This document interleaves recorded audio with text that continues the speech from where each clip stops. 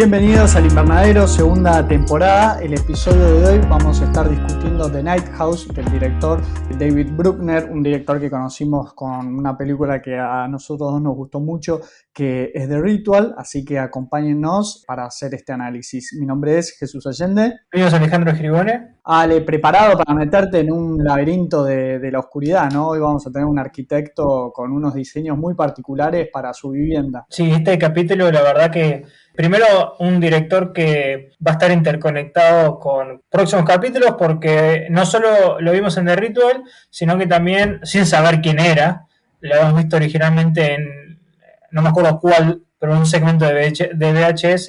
Estoy casi seguro que es el segmento de ese hombre con la máscara que atormentaba con una pareja de turistas que le ponían el cuchillo mientras estaban durmiendo. Y ahora no me acuerdo si escribe o si dirige alguno de los de VHS 94, así que bueno, está como entre todos los capítulos, y obviamente este capítulo específicamente está muy conectado con el último, no solo por ser producciones de Inglaterra, aunque no sé si este director es inglés, creo que la producción me parece que sí, y obviamente volvemos a hablar del duelo, de la pérdida, de maneras de trabajar, eso tan intrínseco que a la humanidad que es la muerte, en una película muy interesante que ayer nos habíamos hablado por privado que la dejamos descantando un poco, ¿no? Cuando salimos de la película nos había gustado, pero como habíamos dicho que era un poco críptica para su propio beneficio, pero a mí, conforme la fui pensando, me fueron cerrando un poco más algunas de sus ideas o sus elementos y creo que me parece que es una película muy buena y de lo mejor que estamos viendo por lo menos en el año en el género. Tuvimos el plus de que además la pudimos ir a ver al cine juntos. Veníamos de grabar el episodio anterior donde tratamos mucho la idea del duelo, los estados del duelo, y un poco nos reíamos, ¿no? Cuando estábamos viendo la película, porque justo en el personaje este que encara la gran Rebecca Hall, que se lleva por lejos, la película hace una actuación impresionante, íbamos viendo muy paso a paso todos estos estadios que tiene alguien que sufrió un ser muy querido. En este caso sería su marido, con el que a partir de su muerte se va a disparar todo un misterio sobre quién verdaderamente era esta persona. Es muy cierto esto que mencionás de que intervino en VHS, que nosotros le tenemos mucho amor, es una de las primeras películas que empezamos a ver la lista aún antes de que esto fuera un podcast. Las primeras dos entregas, además, que tiene la participación de Timo Thayanto de Indonesia, que tanto nos gusta, y que ahora estamos esperando que salga esta cuarta entrega y que esperemos que también que tenga participación, porque es un director con muy buenas ideas, que tanto en The Ritual como en esta Night House, me parece que va por el terror clásico y le agrega, usa mucho la estructura de el terror clásico, pero le agrega un toque muy original y muy propio. En los papeles si querés, en el esqueleto de la estructura de esta película, son todos tropos o lugares que se han explorado desde, bueno, posiblemente un fantasma que está embrujando una casa, el clásico narrador poco confiable, que puede ser, cuando estamos hablando de una película de terror psicológico, puede ser una persona que está transitando la locura o está muy deprimida, pero le da esa vuelta de tuerca que me parece que la diferencia de otras propuestas. Yo creo que esta película puede haber caído en muchos lugares comunes. Si se queda, por ejemplo, en la casa embrujada y no lo hace, así que eso me parece que es muy, muy interesante, más allá de la actuación de Rebecca Hall, que es básicamente toda la película. Rebecca Hall, nosotros cuando lleguemos a fin de año vamos a tener nuestros premios, pero es muy difícil que puedan superar, por lo menos en la categoría de mejor actuación, lo que hace esta actriz, que está a la par de lo que hizo Elizabeth Moss para mí en The Invisible Man. Una película que para mí está muy relacionada en los temas que toca y cómo explora, y visualmente también con Invisible Man. Sí, hay un tema así por ahí de género de por medio, por el tema de desconocer la persona que tenés al lado, que puede ser un monstruo. Hace un trabajo por lo menos a mí, me genera mucha incomodidad en todo momento, y está bien hecho por las reacciones que es ella. Es una persona que el marido se acaba de suicidar y para el mismo, cuando se relaciona con la gente y que no quieren tratar el tema, y ella misma es la primera en sacarlo a la colación porque genera mucha tensión cada vez que entra en un cuarto, que se habla de ella a murmullos, porque bueno, saben de esto que sucedió repentinamente y cómo la está afectando, y sus reacciones son muy confrontativas, ¿no? Como que necesita descargar su enojo, y por eso ese comentario de haberla visto en el cine y que un poco nos codiamos cuando ella tenía estas reacciones de furia, de decir, bueno, una de las primeras etapas del duelo es el enojo, después va a ser la negación y después todo el resto que siempre analizamos cuando tratamos de hablar del duelo, que justo veníamos del episodio anterior que discutimos Martin's Lane, donde estaba este tema muy metido. Volviendo al tema de la historia, también tiene unos giros que, eso que hablas de la originalidad, te sorprende de muchos lados, porque si bien el empaquetado, la estructura es una historia de terror bien clásica, yo en su momento le estaba viendo algunos tintes de Insidious, película que me encanta, por lo menos las primeras dos, la tercera no la vi, pero ya no la dirige James Wan, ¿no? La tercera. No, Pero bueno, todo este tema de la idea de los mundos paralelos, los viajes astrales, ¿no? De toda esa realidad de donde pueden habitar los espectros, y me parecía que iba a ir por ese lado y realmente no estuvo ni cerca. Amagó a presentarte ese mismo mundo de Insidious, pero dispara para otro lado. sí, yo creo que, porque también lo que pasa con esta película es que plantea, similarmente a The Ritual, plantea como una mitología propia y algunos elementos, porque te hace dudar conforme ya te metes más en el misterio de si hay justamente una especie de mundo paralelo o como dimensión espejo o no. Y esas son las cosas que al principio uno piensa, bueno, va a ir por el lado de Insidious a entrarse, bueno, no sé si en el mundo astral, pero bueno, como que hay una realidad paralela porque hay mucho juego con el espejo y con la dualidad.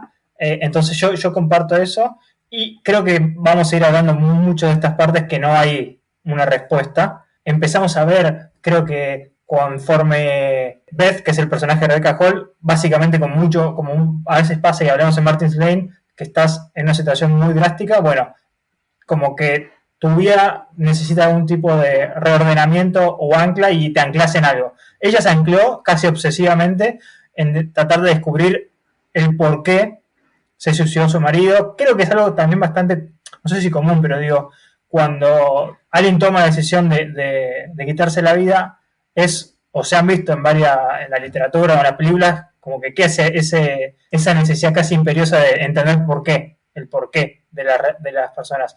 Entonces al principio ella creo que descubre un libro que estaba entre las cajas que él le había dejado, y ahí ya tenemos el primer indicio de como de este mundo paralelo que podría ser, que era como esos planos de arquitectónicos que hablaba de unos como de unos laberintos, que después me puse a investigar y es algo que existe, pero que en realidad se llama Caerdria o algo así, Caerdroia, es algo galés, y dentro de la película supuestamente era como para despistar el mal. Me parece que igual son elementos que están ahí y crean una mitología, pero nunca tenemos explícitamente una razón a través de o para poder justificar por qué hace eso. No, porque mismo todo el tema del ocultismo, quiero que lo hablemos más adelante porque me quiero detenerme antes a hablar un poco de la locación y de cómo empieza la película, pero la parte del ocultismo es como, está presentado medio como un one-on-one, ¿no? Como ocultismo para principiantes, va a tener un porqué,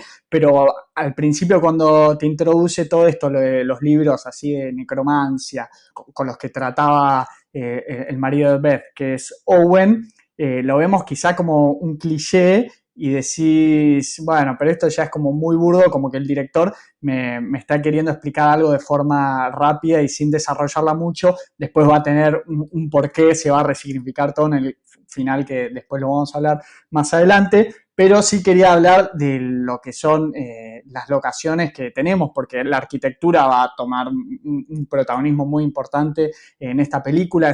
Arranca la película, Compañeros es una casa, claramente alguien con un poder adquisitivo muy grande en un lago. No recuerdo bien cuál es la locación exacta, me imagino es algún lugar en los Estados Unidos, pero es una casa bien diseñada, con vista al lago de todos lados, que tiene como una tarima vertical para acceder a un bote. Con muy pocos paneos en las primeras escenas ya nos da un montón de información el director, ¿no? De esto, de que tenemos una pareja que vive en ese hogar, que uno de ellos es arquitecto, y después vemos también un montón de premios de arquitectura, un montón de cosas que en vez de decírtelas, te las va mostrando en muy pocos paneos a medida de que te va haciendo un paseo por una casa que es un laberinto donde, bueno, a mí también me hizo recordar mucho a Relic, habíamos visto, ¿no? Este tema de cómo se juega con los espacios de la casa que se van ampliando y se van achicando dependiendo de lo que son las emociones y las perspectivas del propio protagonista. Sí, porque esto que hablaste de Rebecca Hall y de las etapas del duelo que va a estar atravesando toda la película, lo más interesante es que, como todo en estas situaciones drásticas, no es lineal. O sea, es como que aparecen casi como si fuese una tormenta y puede pasar viste, no sé, de la frialdad pura hasta estar fervientemente enojada, como suele pasar. Y hay momentos que esto también nos íbamos mirando cuando tenías películas, que el personaje te da miedo, pero te da miedo como lo que pueda hacer. O sea, tiene caras muy amenazantes. Entonces, eso es súper interesante y increíble lo que genera la actriz. Y la arquitectura, sí, de hecho la casa es muy extraña. O sea, no es una casa, no entendemos mucho arquitectura, pero no es una casa normal, ya de vista, visualmente. Y también hay algo que ocurre, es que no sé si tendrá más o menos poder adquisitivo, obviamente es una casa enorme, pero que la hizo él, ¿no? Como arquitecto. Entonces, hay como algo me puse a pensar, que es una especie como de subtexto, es que más allá de la situación, para mí no se la ve cómoda ella en esa casa, como que no está a gusto, y capaz no estaba a gusto inclusive antes. Entonces yo creo que también algo de todo lo que trata de explorar la película es como la relación con el control, como que ella deja de tener control sobre su vida y capaz nunca lo tuvo, porque también en un momento hay una cita, algo así como de que están hace 15 años juntos, y uno podría interpretar que parte de su identidad se conformó en función a él por la relación, no por estar en una relación tóxica ni nada, y ahora no sabe qué hacer porque ya no lo tiene. Entonces eso también juega muy bien con todos estos elementos que empiezan a aparecer, que son sombras, que a mí me pasó mucho, que esto también pasó en Invisible Man, de tratar de buscar como patrones ¿viste? En los fondos o en las paredes, que después, bueno, la película juega muy bien con la arquitectura y con las ilusiones ópticas, pero al principio ya empezás a ver que hay algo que no cuadra, no sabes bien qué es. De hecho, podría ser, ¿no? Un poco de que este personaje de Owen también ella lo tiene muy enaltecido mismo, siempre como habla, era como que era el marido perfecto, era la persona perfecta, hasta que llegó este momento inesperado, completamente inesperado. El tipo se sube al bote frente al lago, se pega un tiro y se acabó. Y entonces se mezcla un poco entre esta furia de un acto egoísta, como lo puede ver la gente, los seres queridos de esta persona que se suicidó, de decir, nos dejaste acá desamparados y además te fuiste con una muerte horrible, brutal, muy devastadora para los que nos quedamos acá. Pero a la vez un poco de culpa se mezcla también en esto, que ella se intenta mostrar todo el tiempo como fuerte y poco vulnerable, y como que está bien y que no necesita ayuda de nadie, pero hay una suerte de culpa de cómo no lo vi, cómo no vi ningún indicio, cómo, o sea, no es que estaba sumido en una depresión y de repente sucedió eso. Y hay muchos casos de este estilo, ¿no? De personas que justamente se la pasan aparentando, ocultando una depresión. Después vamos a ver que no, lo que dispara el suicidio no es la depresión, pero bueno, pensándolo en términos más humanos y terrenales y sacando lo paranormal, que es lo que va a tocar la película, uno podría pensar todo esto. Así que bueno, y tenemos ahí el personaje de Rebecca Hall, que de a poco va descubriendo, tirando del hilo, pero un poco para mantener la cabeza ocupada, ¿no? Está buscando una respuesta sin importarle lo que la pueda dañar a ella, porque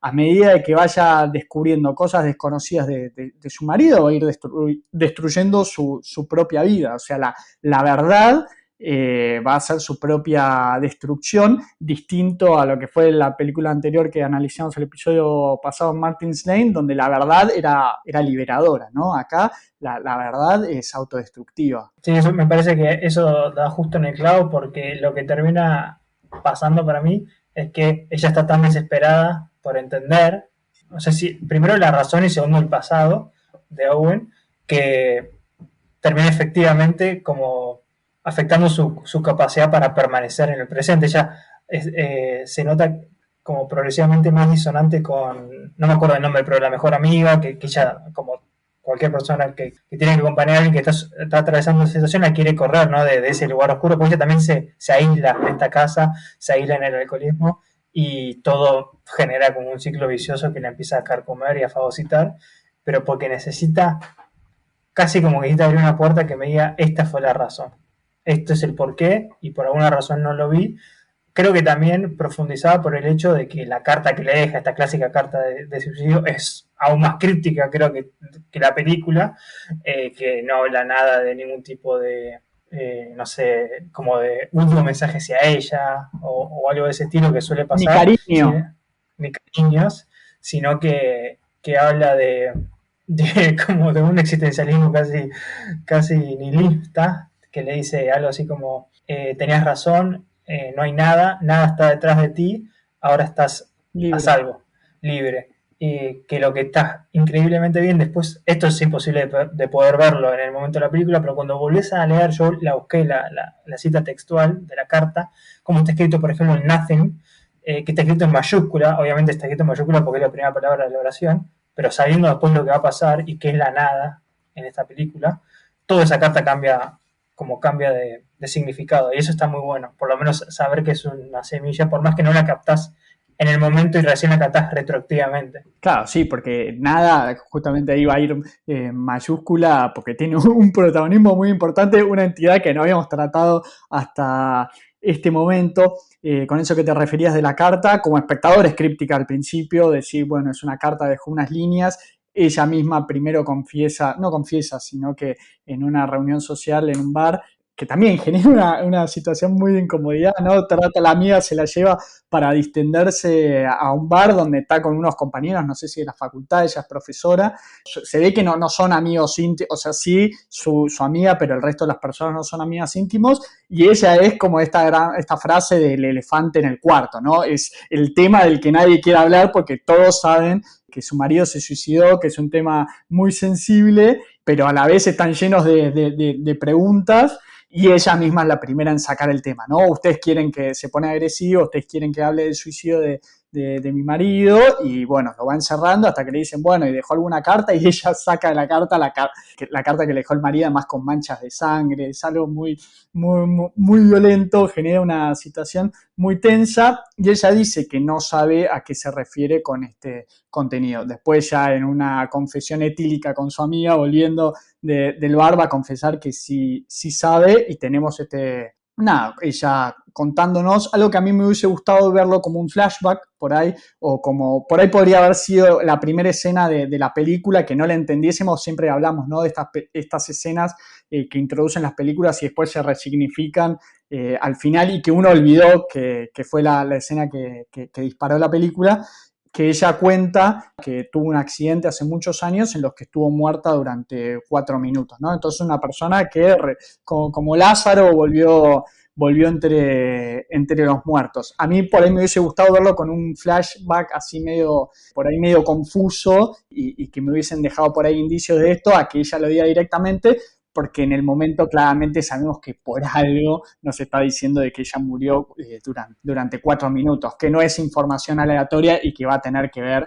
con el corazón de la trama. Sí, eso es muy importante porque ya te presenta por lo menos alternativas a las razones de todas estas visiones que ya tiene, o estos sueños, porque hay mucho de estos, de un elemento cíclico que ella constantemente sueña, se prende siempre la música de esta canción que era la canción de su casamiento y paulatinamente empieza a escuchar supuestamente a lo que sería Owen, que sería su marido muerto, Y bueno, ahora ya que tenemos esta información, podríamos saber qué es esto, pero todavía no sabemos qué es la nada. O sea, si es literalmente el hecho de que ella no vio nada, literal, en ese momento, y ya está como desencantada. Yo lo que puedo interpretar ahí es que si nos quedamos literalmente con eso, es que pudo obtener a un primer vistazo lo que ocurriría después, y como no ocurre nada, ya no tiene como ningún tipo de elemento que la motive a vivir, porque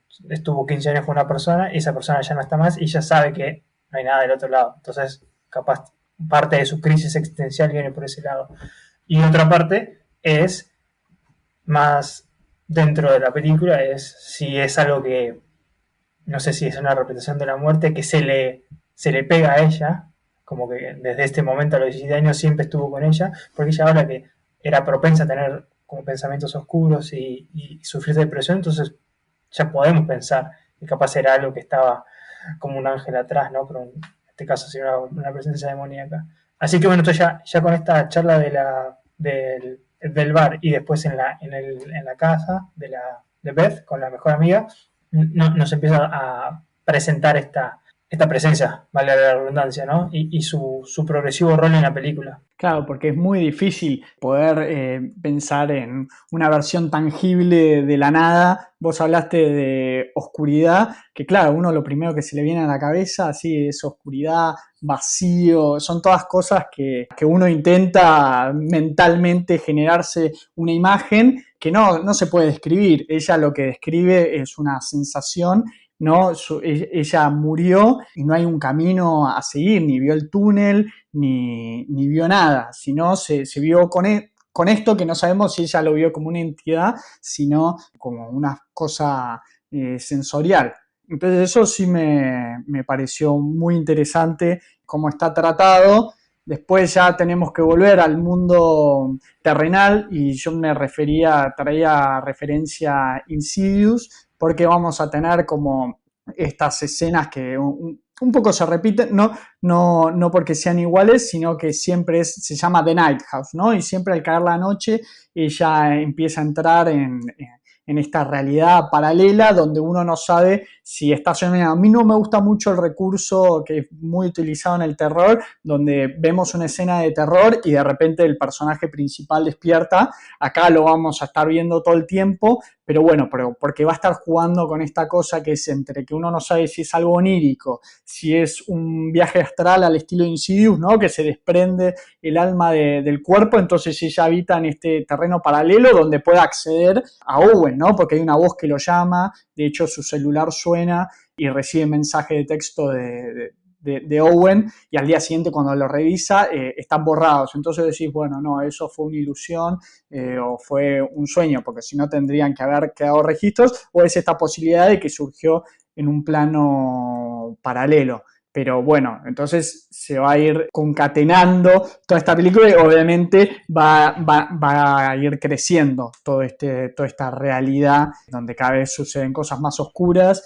Algo que creo que yo noté que te debe haber pasado, el tema del terror está más por ahí anclado en los jumpscares. Al principio tiene uno que es, la verdad que nosotros lo saltamos de la butaca, pero fue bastante traición, volumen muy alto, algo que no te estaba esperando. Y yo confieso que en varios momentos miré hacia tu butaca y vi durante toda la película que también te mantuviste bastante tenso, por más de que no hubieron más jumpscares. Los primeros jumpscares están al principio de la película y después no volvemos a tener grandes sustos, pero uno es como que se mantiene en guardia porque ya sufrió esos jumpscares a tensión, a traición, que después es difícil relajarte a lo largo de la película porque estás esperando que te salte algo en cualquier momento que después no sucede. Creo que hubieron dos, fueron muy buenos. O sea, como todo, siempre lo dijimos, es un elemento más. El problema es que usualmente se abusa de él. Pero en este caso creo que se utilizó muy bien. Igual el primero que es este que hablabas, o sea, el nivel de volumen que subió creo que nunca lo sentí. Toda la sala se sobresaltó. Así que bueno, al menos ese se lo tenemos que dar. Y sí, no hay mucho más de terror porque es más una exploración más psicológica viste, esta psiquis del personaje de Rebeca, de Beth. Y de nuevo se va a repetir este ciclo cada vez que cae la noche. Ella se termina yendo a dormir usualmente bajo la influencia del alcohol porque necesita eso. Y algo que me parece interesante es que hablan en un momento, primero en el bar y segundo acá, del hecho de poder contagiar al otro de algo. En el caso del bar, ella se pregunta si le puede haber contagiado la depresión a Owen, cosa que técnicamente no se puede. Y en el caso de ella, al revés, de Owen ella, es supuestamente el sonambulismo, porque lo que termina ocurriendo es que ella se termina despertando en lugares que donde no se fue a dormir. Puede ser parte de esta que deambula en este mundo de sueños o en esta realidad paralela, pero se termina despertando o en el subsuelo, o en el baño, o en otro lado. En el Entonces, bote, o en el bote, y que es donde supuestamente Owen. no sé si lo dijimos, pero donde se suicidó Owen. Exacto, y Owen era sonámbulo. Entonces, bueno, viene este juego de poder contagiar. Y creo que gran parte de la película, y tiene que todo que ver con estos sueños, es este misterio que, como bien habías dicho, empieza a tirar del hilo y cada vez ese hilo empieza a sacar como un poco más oscuro, cada vez más, progresivamente más oscuro a lo que se enfrenta. Y eso también potencia como esta sentimiento de perplejidad de no sé con qué me casé, básicamente, porque al principio empiezan a haber muchos indicios de una posible relación adúltera por parte de Owen, y en realidad lo que termina ocurriendo es, por un lado, mucho más romántico y por otro lado, mucho más oscuro. Mucho peor. Sí, sí, sí. Y un amor retorcido, pero creo que va a ser el gran mensaje de esta película, ¿no? Los límites a los que uno puede llegar con tal de salvar a un ser querido, ¿no? Salvar a una persona que ama. Pero lo que dispara en uno de estos primeros sueños o viajes astrales, o el nombre que le querramos poner, creo que lo más acertado es, ¿no?, un pasaje hacia otra realidad, es en la que tiene este intercambio por celular con Owen, ¿no? Y cuando se levanta al día siguiente no encuentra los mensajes, va a buscar el teléfono de Owen, y ahí ya, obviamente, en el momento en que te metes el teléfono el que busca encuentra siempre, ¿no? Cuando empezás a hurgar en la intimidad de otra persona, en este caso alguien que ya no se puede defender de ninguna manera, empieza a encontrar cosas que le llaman la atención. Para empezar, una foto de una persona que podría ser ella, una mujer que se parece a ella, como tomada de atrás, pero ella obviamente se da cuenta que no es ella, ¿no? Entonces empieza a elaborar estas teorías de la infidelidad, ¿no? Está también como buscando, viste, esto de decir la razón por la que se suicidó, decir, bueno, por ahí fue infiel y entonces no pudo con la culpa y se suicidó. Arranca por ahí, pero se va poniendo peor porque pasa de ser una foto a ya encontrar un archivo donde serán, no sé, 5 o 10 mujeres sacadas de una forma que parece el tema de Police Every Breath You Take, ¿no? Medio así como el stalker, viste, que anda acechando y sacando fotos por detrás, que ya empieza a hablar de un tema más oscuro, más de perversión, más de fetichismo, ¿no? Como ella empieza a decir, bueno, pará, él estaba conmigo porque me quería o porque yo tenía una fisonomía que iba acorde con una perversión o sexual suya, o una obsesión, ¿no?, de que le saca fotos a todas estas mujeres con características similares, ¿no?, determinada altura, pelo oscuro y tales perfiles. Y en el medio se va entrecruzando esta trama ya más paranormal, porque acá vemos, ¿no?, que puede ser, a ver, ¿no?, como un asesino serial en potencia, mezclado con ocultismo, ¿no? Lo que diría, bueno, a ver, hay una entidad que tomó posesión de Owen, que lo llevó, ¿no?, o siempre fue así, y mezcló su arquitectura con cosas de magia negra o artes oscuras. Pero esa parte, como había mencionado al principio, también vemos que es como que Owen accedió a libros de ocultismo como para principiantes, ¿no? Entonces eso también te llama la atención. Sí, primero esto que hablabas de como esta fisionomía, porque son como realmente parecidas, casi calcadas, ¿no? A como es Beth. Entonces uno podría decir, claramente tiene algún tipo de obsesión o fetiche. Y todo esto, creo que la parte más del ocultismo o estos elementos más mitológicos empiezan a florecer por lo menos en la presencia que tiene en la película, cuando descubre lo que en un momento había visto en un sueño, que era como una casa que estaba justo enfrente, y eso también, que parece la misma casa, pero como justo casi como si fuese un espejo, que está en el medio de este bosque, y es la misma casa invertida, o sea, de nuevo como si fuese hecha a través de un espejo, y está toda no en ruinas, pero sin terminar. Y acá es cuando, por ejemplo, encuentra esta muñeca media de vudú lleno de estacas por todos lados, que nunca te explica bien qué es, pero como bien habías dicho, googleó cómo, no sé, cómo defenderse del mal y empezó a tirar todo lo que encontraba, ¿no? Técnicamente la distribución de la casa está hecha para, no sé, que gire alrededor. Esto lo habías dicho cuando salimos, que te hacía acordar no solo a Relic, sino a la casa del fin de los tiempos, donde todo es un laberinto, como una posible defensa para encerrar a esa presencia allí. Y obviamente acá tenemos, por un lado, este asesino serial o posible asesino serial, por otro lado tenemos esta entidad sobrenatural, y por otro lado tenemos lo que representa, por lo menos metafóricamente, esa entidad es sobrenatural, que representa un montón de cosas. O sea, puede ser desde el mismo dolor que siente Beth, que es como lo que lo ancla. Yo creo que Beth está atada a esta casa, como clásica película de sobrenatural, y está atada por este dolor tremendo, que obviamente después va a tener una resolución con la película y con lo que termina aceptando.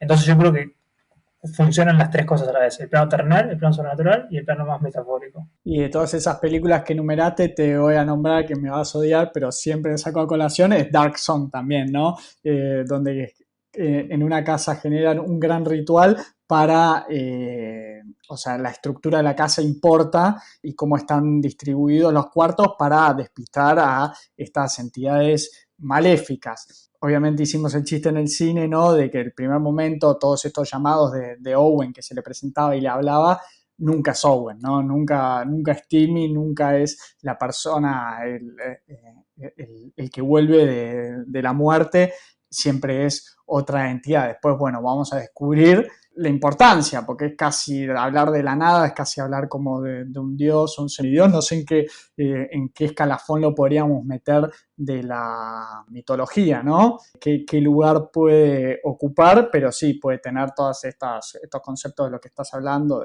de que sea la misma muerte, de que sea el dolor, de que sea el vacío, de que sea un montón de cosas. Cuando estamos con algo tan absoluto como literalmente la nada, puede ser todo y vale la redundancia, nada a la vez. Pero yo creo que cuando hay algunos momentos que ella está en esta etapa de transición y atándolo el concepto como de seguir adelante y avanzar, yo lo veo como una especie de purgatorio donde se encuentra, más cuando vemos esa escena sobre el lago, que se ven las dos lunas, una luna roja y una luna normal, blanca, y ahí es cuando habla con este supuesto Owen, que le pregunta dónde estás, o no me acuerdo si este momento ya sabe que no es Owen, y le dice dónde está él, y esta presencia le responde que ya no está acá, dando a entender que eso no es el otro plano, sino que es algo en el medio. Así que yo creo que puede ser un montón de cosas al mismo tiempo, y que, salvo el hecho de que acá es donde se vuelve más explícita la película, porque tiene que dar una respuesta a la audiencia, de saber qué es esto que está buscando por una razón que no nos queda muy clara, porque está tan apegada a Beth, está nada, casi que como que tiene un fetiche con ella. Después puede ser un montón de cosas al mismo tiempo. Pero sí, lo que empezamos a ver es que empieza a aparecer en la casa, y esto creo que es lo que nunca lo vi yo personalmente, cómo juegan con las soluciones ópticas de que en determinado ángulo y una columna con una otra parte de la casa genera una cara y esa cara se gira. No te da miedo ni nada, pero sí te genera o sea, algo de decir, esto nunca lo vi en el cine en mi vida. Sí, y que le da como un aura maléfica, ¿no? Porque se generan como una imagen superpuesta sobre otra, una columna con una pared o con que está como esculpido en determinado ángulo y se forma una figura que juega mucho esto en la película, sobre todo cuando está en estos pasajes oníricos de que ahí vemos como espectros o figuras que están o no están y que te generan esta ilusión óptica de decir, bueno, ella por ahí está enloqueciendo y está, bueno, es la misma casa que tiene, digo, ¿por qué se tomó tanto trabajo Owen, ¿no?, en hacer esto, que lo hizo con sus propias manos? O sea, obviamente intervinieron otros trabajadores, pero él se puso al hombro la construcción, los diseños, algo que trae no es la típica casa embrujada, ¿no? Porque ya le sentimos un aura maléfica, pero es una casa nueva, no tiene, o sea, la construyeron para su propio casamiento, es una casa que no tiene más de 15 años, ¿no? Que es lo que duró su matrimonio, entonces no puede venir con una carga anterior. Yo empecé con las teorías, creo que en el cine te lo dije, ¿no? Digo, bueno, está arriba de un cementerio de animales, o la típica, pero no es una casa donde trae una oscuridad innata, y aún así sí despide esta malignidad todo el tiempo, pero bueno, porque tiene un objetivo. A medida de que van avanzando estos sueños, estamos viendo, no sabemos si son flashback o no, pero ya lo vemos a Owen asesinando mujeres, ¿no? Y entonces decimos, ¿será una visión que le quiere hacer esta entidad, esta nada, que todavía no le habíamos puesto el nombre ni nada, la redundancia? Son verdaderos flashbacks de que es la misma casa o los espectros que le están queriendo contar quién realmente era Owen a Beth, el personaje de Rebecca Hall. Entonces la vemos ahí no solo acechando mujeres, sino ya directamente como un femicida serial. Porque ahí, de nuevo, como tiene acceso a información que no podría tener de otra manera, de nuevo, esta película, como muchas películas de terror psicológico, puede redundar y caer en el reduccionismo de que se lo esté imaginando todo, porque creo que si hay algo que es la condición humana es frágil, y más frente a estas situaciones extremas. Entonces puede ser todo esto que esté viendo como una manifestación de este dolor y esta depresión que siente. Pero ya cuando estamos en el clímax de la película, que si querés algo de lo más flojo que tiene dentro de una película que es bastante interesante, es que la resuelve muy rápido, ya cuando llega a este momento que es clásico momento muy parecido, por ejemplo, al Conjuro, que todo fue escalando y bueno, y de repente acá la casa casi que la persigue, ¿no? O sea, se empieza a modificar toda la estructura arquitectónica para generar estas caras y perseguirla, y ahí es cuando le muestra cómo fue uno por uno tratando de asesinar a estas mujeres que se veían igual a ella para marear a esta nada y encerrarla en esta casa paralela, esta casa espejo que es igual a la casa pero invertida, y ahí es donde ella termina de entender la verdad. No sé si ella lo interpreta como, bueno, lo está haciendo por amor, pero ya sabe lo que realmente hizo. Sí, porque otra cosa que no hablamos, y no sé si es algo que es flojo o qué, pero ya esta imagen tan idealizada que ella tenía de Owen un poco choca con, no hablamos del tema de que hay otra casa, además de la casa original, en ese terreno que es en medio de un bosque frente al lago. Hay, Beth en un momento descubre una casa que está en construcción, que la estaba construyendo Owen. Y ella, con todo este tema de que se suicida y hasta ese momento era el marido perfecto y un ser intachable, es como que hay un montón de cosas que te quedan de decir, bueno, nunca le llamó la atención de que, o sea, el tipo estaba construyendo otra casa y en algún momento le tendría que haber llamado la atención de que se ausentara determinado momento.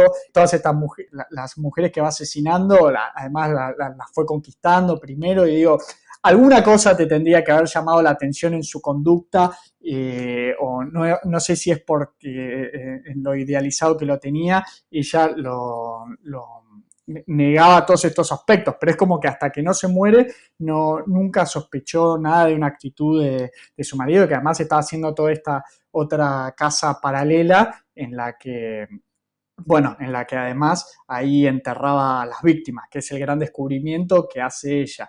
Después ya para el final de la película, con ella teniendo este enfrentamiento cara a cara con la nada, que le dice, yo no soy Owen, ¿no? Que toma esta figura al estilo de Invisible Man, ¿no? De que ella con el tacto como que se forma su figura, pero no lo podemos ver porque es invisible, es la nada. ahí, bueno, nos caen las fichas de todo esto de Owen convertido en un asesino serial, había sido para tratar de engañar a la nada, que estaba queriendo recobrarse a Beth, ¿no? De que se le había escapado de sus manos en esa muerte que tuvo durante 4 minutos y la quería recuperar. Y primero le pide a Owen, ¿no? Que se la devuelva, que claramente le estaba pidiendo que la matara a Beth, y él elabora todo este plan en el que va buscando mujeres muy similares a ella y las va matando, que es muy retorcido, o sea, lo que hace, pero bueno, está todo impulsado desde el amor y los límites que uno puede alcanzar para salvar a la persona que quiere. A mí esta explicación me gustó, o sea, verdaderamente no me la estaba esperando, me hizo acordar mucho al Séptimo sello de Ingmar Bergman, gran película clásica de un hombre que también, que acá podemos poner la nada como si fuera la muerte, que es en el caso de Bergman, de un hombre tratando de engañar a la muerte y la hace jugar un juego de ajedrez, una partida de ajedrez para distraer a la muerte, pero al final el resultado es lo mismo. Acá Owen, por más de que quiera engañar a la nada, yo creo que el resultado va a ser lo mismo, pero más brutal, porque en la mitad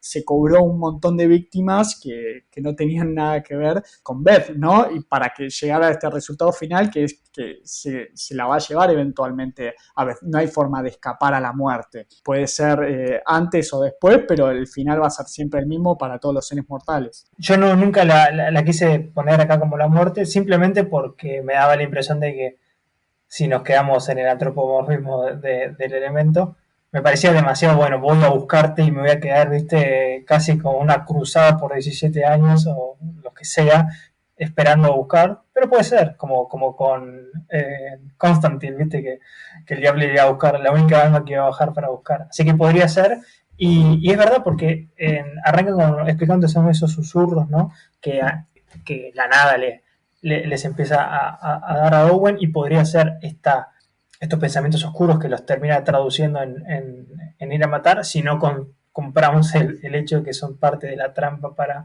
para escaparse, que termina siendo muy inútil.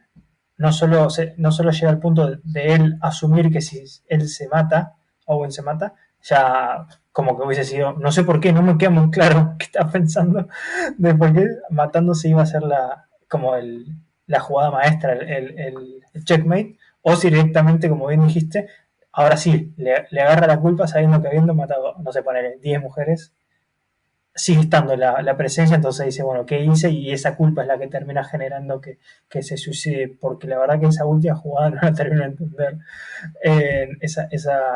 Con esa reacción que puede ser lógica.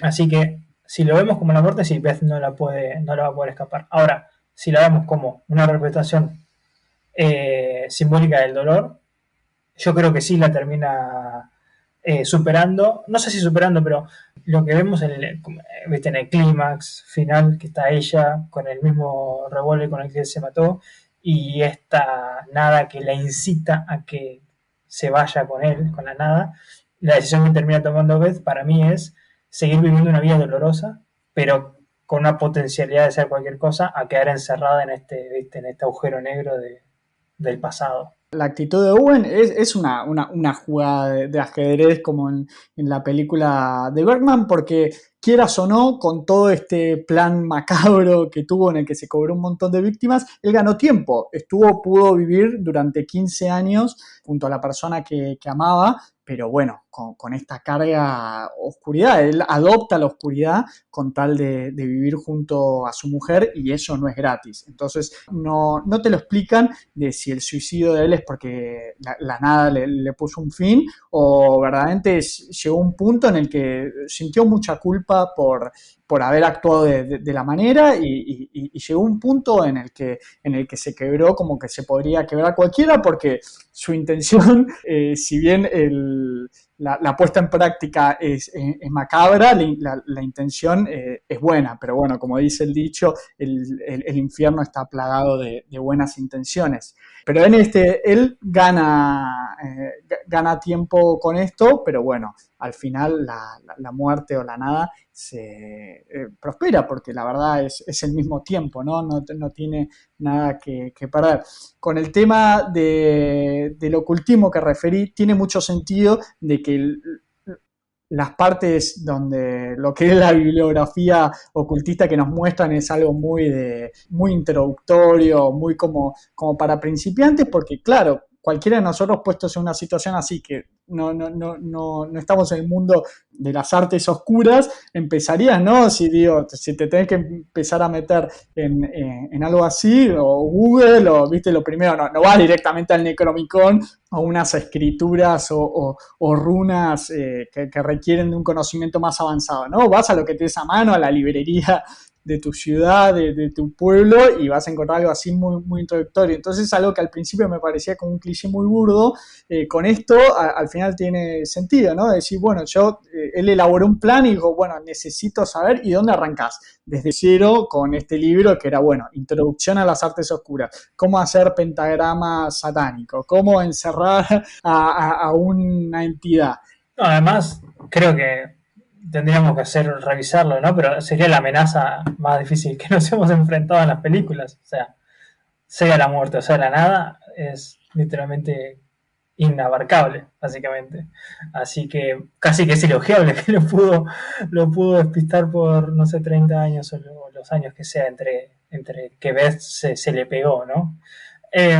Así que a mí me parece más interesante esto de verlo como una interpretación de tener que seguir adelante y elegir. Ella termina eligiendo a lo que sería, no sé, la conexión con su mejor amiga, que le brinda un mundo de, no sé, de luz, ponele, a quedarse encerrada en ese mundo casi, ese purgatorio rojo que vos veías casi como que estaba latiendo ese revólver. Entonces me parece que ahí es donde, bueno, la película cae en el lugar más común del amor vence todo, pero de nuevo me parece que el combo completo está muy, muy interesante. Creo que principalmente por estar anclado en Rebecca Hall y lo que genera está por todos lados como anímicamente. O sea, hay momentos que ella está muy enojada, hay momentos que está muy deprimida, muy triste, y todo en el medio es graciosa también en momentos, va por todos lados. Muy irónica, muy ácida. Está tocando para mí el repertorio, ¿viste? Los greatest hits del terror: duelo, muerte, en la muerte como un monstruo. O sea, Babadook es muy parecida a esta película, salvo que, si querés, en esa película se genera por ese dolor el monstruo de Babadook, por ese dolor que tenía a la pérdida del marido, y acá aparentemente es algo que ella se pesca por no haber. Me da la impresión de que vos estabas anotada por morir un día y no moriste. Bueno, ahora va a haber un efecto dominó que capaz sin poder preverlo se termina cobrando las vidas de mucha gente, no sabemos cuántas. Se ve ahí abajo de esas tablas de madera por lo menos 5 o 6 cuerpos que están emplastificados. Así que yo creo que todo ese combo completo funciona más que bien. Y repasando un poco la filmografía de Bruckner, me sucedió el momento de ver esta película que me gustó más de Ritual, o sea, cómo es la historia, también trata mucho lo que es el concepto de la culpa, ¿no? Arranca con un homicidio brutal y bueno, y todo este viaje del folk horror que a nosotros nos encanta, que si mal no recuerdo, pasa en Suiza. Pero sí, Suecia, perdón por los suizos, o los suecos. Pero sí es muy cierto esto y lo hablamos cuando salimos, de que nada, de que esta se tarda un par de días en asentarse y tiene un montón de cosas. Cosas que me molestaran al momento de verla, después les encontré otro sentido. La actuación de Rebecca Hall, ya nos cansamos de decirlo, pero es brutal, al punto de que opaca al resto de las actuaciones que te parecen muy amateurs, muy de principiante, pero por el trabajo bestial que hace ella, cómo trabaja las emociones, cómo se expresa, cómo se mueve, toda la película es ella, lo que hace que el resto de los personajes, por ahí te molesten las actuaciones y uno no sé si es porque son malas las actuaciones pero claramente el director puso bien la plata en esta protagonista que se lleva la película por lejos. Entonces, a partir de que transcurrieron un par de días, me dejaron de molestar esas cosas y concentrarme en lo que fue esta gran historia que representó la gran Rebecca Hall. Yo, de nuevo, comparto que me gusta más Ritual, pero, de nuevo, soy un fanático acérrimo de folk horror y creo que además de Ritual específicamente, tiene una criatura desorbitantemente buena, así inspirada en dioses nórdicos. Pero lo de Rebecca Hall es de otro nivel. De una actriz que yo he visto varias cosas, pero nunca se destacó por haber hecho una actuación viste, así estrafalariamente buena.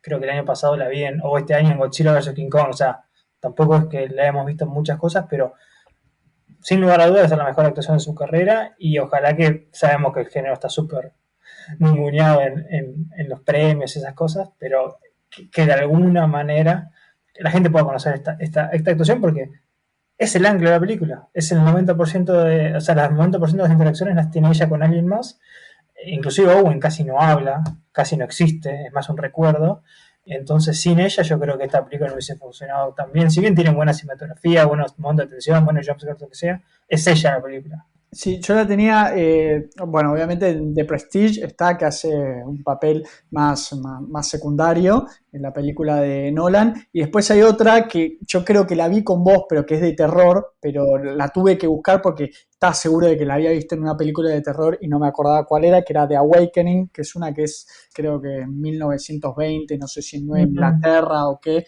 no sé, creo que sucedía en un orfanato. Tengo el recuerdo vago de haberla visto con vos, pero la tuve que buscar porque es una película que vi hace un montón. Pero celebro esto de que vuelva al terror y lo abrace de esta manera porque nos regaló una actuación espectacular. Sí, sin lugar a dudas. Y bueno, y ya con esto podemos cerrar y dar inicio a lo que va a ser Halloween para cuando escuchen este capítulo. Así que espero que ya todos empiecen a buscar qué quieren ver. Va a ser eso el mes para los fanáticos. Si bien nosotros vemos, creo que todas las semanas, por no decir todos los días, algo del género, este es el mes que nos nuclea a todos y a todas. Esto fue The Night House, dirigida por David Bruckner, acá analizándola en el invernadero. Ale, ¿nos querés decir las redes, porfa? Nos pueden encontrar en Instagram como Invernadero Horror, así que estén muy atentos porque este mes es el que vamos a estar más activos que nunca. Va a ser un mes muy intenso. Para el próximo episodio probablemente estemos discutiendo lo nuevo de Mike Flanagan, Midnight Mass. Ya estuvimos viendo algunos episodios y no quiero levantar la bandera al hype, pero la estoy disfrutando mucho. Espero que no derrape y que mantenga la calidad de los primeros episodios, pero muy feliz de que ya con ganas de que sea el próximo episodio que estemos grabando porque quiero hablar mucho de esta nueva serie. Mi nombre es Jesús Allende. Soy Alejandro Gimovone. Hasta la próxima. Chau. Chao.